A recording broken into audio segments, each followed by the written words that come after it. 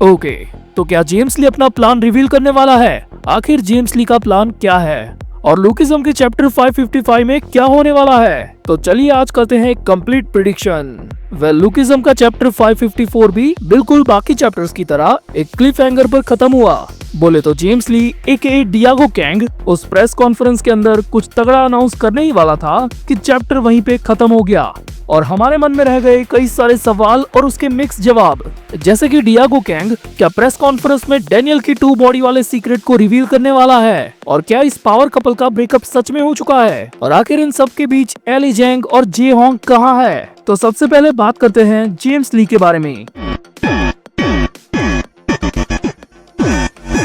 और हाँ यार, ये मानना पड़ेगा कि ही वॉज द मास्टरमाइंड। उसने सिर्फ इसी चैप्टर के अंदर पुलिस, मेयर, यहाँ तक कि मीडिया तक को भी मैनिपुलेट कर दिया, और ये सब करना किसी आम बंदे के बस की बात नहीं होती।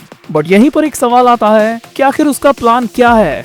उसका प्लान जो भी हो, लेकिन उसमें उसको कीटे किम की जरूरत है। और अभी भी कई लोगों को ऐसा लगता है कि कीटे किम को जेम्स ली ने जेल में भिजवा दिया और अब वहाँ पर जाकर वो गन से मिलेगा। तो सच बताऊं तो ऐसा कुछ भी नहीं होने वाला, क्योंकि कीटे किम यहाँ से जेल में नहीं बल्कि सीधा जाने वाला है शियोल में, और वो भी जेम्स ली के पास। और सोचने वाली बात यहाँ पर यह है कि कीटे किम जो कि एक प्योर इवल है, उसने अपने भाई की बात नहीं मानी, उसने गो की बात नहीं मानी, लेकिन उसने जेम्स ली की बात मान ली और अपना मैसेकर वहीं पर छोड़ दिया।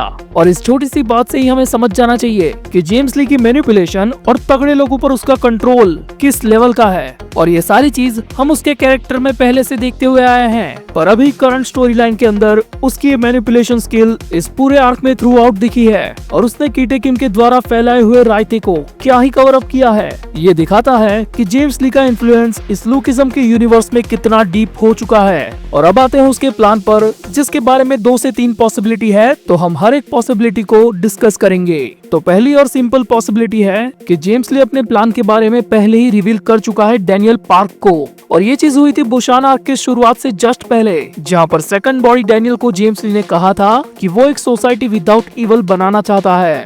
लेकिन असलियत में हम सब जानते हैं कि उसका ये गोल जितना नॉर्मल दिखता है, वो असलियत में उतना सिंपल और नॉर्मल नहीं है। और अगर सच में उसको इस लेवल की चीज करनी है, सो पॉलिटिक्स उसके लिए बेस्ट ऑप्शन है। यानी कि इस प्रेस कॉन्फ्रेंस के अनाउंसमेंट में वो अपने पॉलिटिकल करियर की शुरुआत के बारे में बता सकता है, क्योंकि पहले से ही वो एक के पॉप स्टार रह चुका है, तो उसके पास फैंस और ऑडियंस की कमी नहीं है। और ऊपर से दुनिया की नजर में उसने इवल चार्ल्स चोई के खिलाफ सबूत भी दिए हैं, और ये पुलिस, मीडिया और यहाँ तक कि एक सिटी के मेयर तक को भी कंट्रोल करने वाली चीज, ये इस बात की ही निशानी है कि he is cooking something big. और इस प्रेडिक्शन को पक्का करने के लिए मैं एक और पॉइंट यहाँ पर ऐड करूंगा। चैप्टर 545 के अंदर जे होंग का फादर लिटिल डैनियल के सामने ये रिवील करता है कि चार्ल्स चोई के टपकने के बाद उसकी सारी वेल्थ एक चैरिटी फाउंडेशन में ट्रांसफर हो गई है, और डियागो कैंग उस फाउंडेशन का बोर्ड मेंबर है। और ये चीज हमें अच्छे से हिंट देती है कि जेम्स ली फाइनेंशियली काफी ज्यादा पावरफुल बन चुका है, एंड आई एम 100% श्योर कि उस वेल्थ का यूज वो अपने प्लान के लिए करेगा ही करेगा।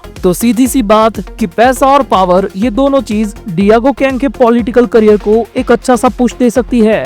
सेकंड पॉसिबिलिटी है कि वो कीटे किम के साथ अलायंस बनाकर एक बड़े से प्रोजेक्ट को अनाउंस करे, जो आगे चल के उन दोनों के अल्टीमेट गोल को पूरा करेगा, क्योंकि इसीलिए तो उसने कीटे किम की इमेज को बिल्कुल अपनी तरह क्लीन रखा। अगर कुछ भी ना हुआ तो कम से कम लेजेंडरी ट्रस्ट तो बिल्ड हो जाएगा कि डियागो कैंग ने जिसके साथ अलायंस बनाया है वो गैप्योंग किम का पहला बेटा है। अब यहाँ पर आती है हमारी थर्ड पॉसिबिलिटी, जो कि एक तरह का ट्रूथ रिवील हो सकती है, जिसमें जेम्स ली का मेन टारगेट होगा डैनियल पार्क। और अगर वो ना हुआ तो ये चीज चार्ल्स चोई के रिलेटेड ही हो सकती है। बात करें डैनियल पार्क की, तो इसी चैप्टर के अंदर जेम्स ली ने ये एडमिट कर दिया है कि उसे डैनियल पार्क की दोनों बॉडीज की जरूरत है। तो डैनियल पार्क की दोनों बॉडीज के बारे में रिवील करना, इसकी पॉसिबिलिटी थोड़ी सी कम है, लेकिन कम्प्लीटली नहीं। हो सकता है कि जेम्स ली डैनियल को भी एक बड़ा हीरो बनाने के लिए कुछ रिवील करे, जैसे कि डैनियल के बुशान में किए गए एक्शंस वो प्रूफ के साथ पब्लिक में रिवील कर दे, जिसकी वजह से डैनियल की सेकंड वाली बॉडी भी ग्लोरीफाई हो जाए। और ऑब्वियसली ओजी डैनियल को तो लोग रेड पेपर वाले इंसिडेंट से ही जानते हैं, क्योंकि उसी ने वो रेड पेपर सबके सामने रिवील किया था। पर हर बार की तरह हम प्रेडिक्शन पर निर्भर नहीं रहेंगे, क्योंकि पीटीजे का एक काम है कि वो हर बार अनएक्सपेक्टेड चीजें ही करते हैं। तो हाँ, आप अपनी ओपिनियन या फिर अपनी थियरी इस वीडियो के कमेंट सेक्शन में जरूर बताना। लेकिन लुकिज्म के फ्यूचर को लेकर मैं एक चीज गारंटी से कह सकता हूँ कि आने वाले चैप्टर्स में जेम्स ली कुछ भी करे तो उसका कोई भी राइवल या फिर डैनियल पार्क उसे रोक नहीं पाएगा। उसकी प्लानिंग का परफेक्शन देखो कि फर्स्ट जनरेशन के सारे किंग्स में से तगड़े बंदे निपट चुके हैं और जो माइंड और बॉडी से उसको टक्कर दे सकते थे वो टपक चुके हैं। उल्टा एक पावरफुल किंग उसका कुत्ता बन के काम करता है और वर्कर्स जैसी एक बड़ी गैंग जो उसके लिए फ्यूचर में थ्रेटन बन सकती है, उसकी कमजोरी के बारे में भी वो जानता है। उसका कोई कुछ भी नहीं बिगाड़ सकता और इसीलिए उसने 554 वाले चैप्टर में भी कहा था, and from today everything will change.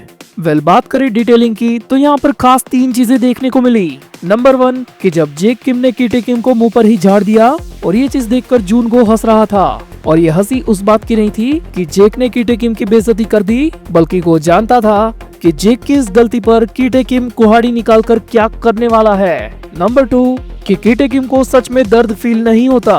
भाई कितने इलेक्ट्रिक टेजर लगे थे उसको जिसका उस पर कोई असर ही नहीं हुआ। एंड नंबर 3 कि प्रेस कॉन्फ्रेंस पर जाने से पहले जेम्स ली ने अपने थोबड़े पर मेकअप करवाया क्योंकि उसकी आंखों के नीचे डार्क सर्कल्स आ चुके हैं। जब से डैनियल अपनी अलाइड और जैगियोना के साथ बुसान पर जाने निकला था तब से लेकर अब तक कम से कम 2 दिन बीत चुके हैं और इस पूरे टाइम पर जेम्स ली जागता ही रहा है। तो ये थी कुछ डिटेल्स और जाते जाते कुछ खास बात कि आई थिंक जे होंग भी बुसान वाली इसी हॉस्पिटल में होगा, जिसके विजुअल्स अभी हमें दिखाए नहीं गए क्योंकि जब हॉस्पिटल के बिल पेमेंट की बात आएगी तो बाई की जरूरत तब पड़ने वाली है।